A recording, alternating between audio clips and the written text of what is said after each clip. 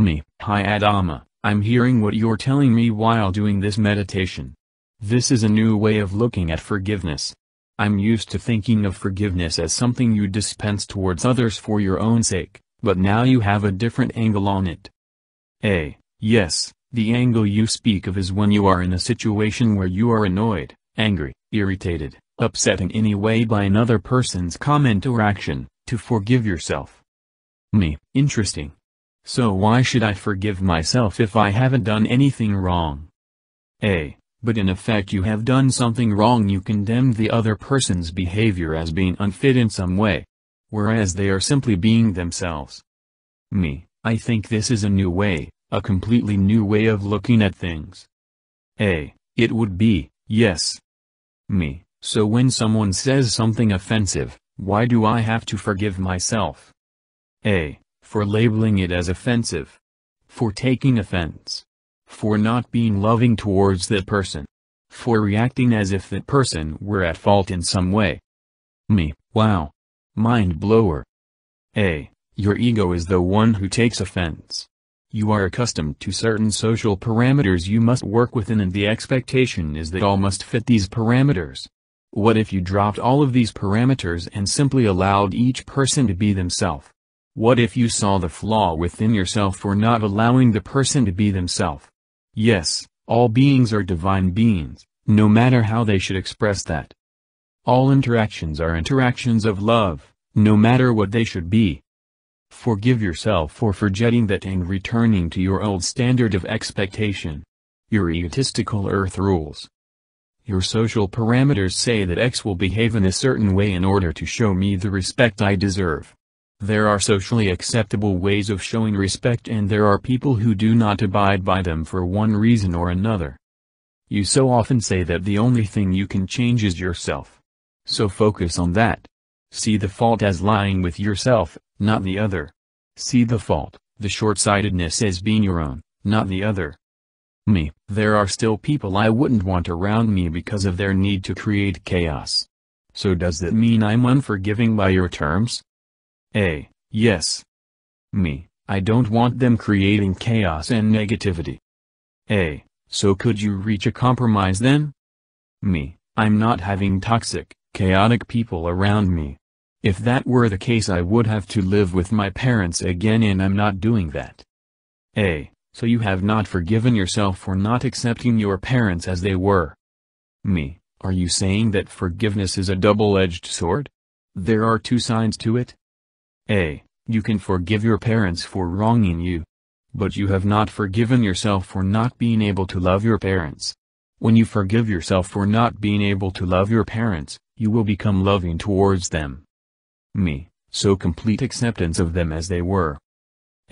Yes. Me. I'll have to think about this.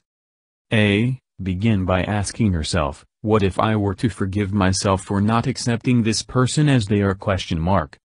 Me. I would become self-loving. And what if you were to forgive that person for being that way? Me. Doesn't make sense now. There is nothing to forgive. People are simply the way that they are. It is that you react that needs to be forgiven. It is that you react without love that needs to be forgiven. Me. Interesting. When you try to forgive others for what they have done when in fact they were simply being themselves. It is your label of offensive or obnoxious that needs to be forgiven. Me. But they did compromise my life to a terrible standard. They created a lot of pain in me. And what have you done with this pain then? Me. I healed it. True.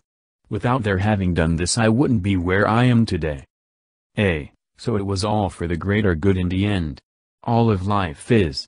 When you don't see the greater good in suffering, then you don't understand life. You certainly don't understand the life of Jesus. Me. No. Never studied that much. There are also expectations.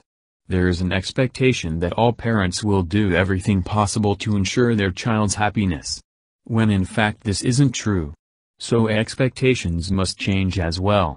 It is all for the learning.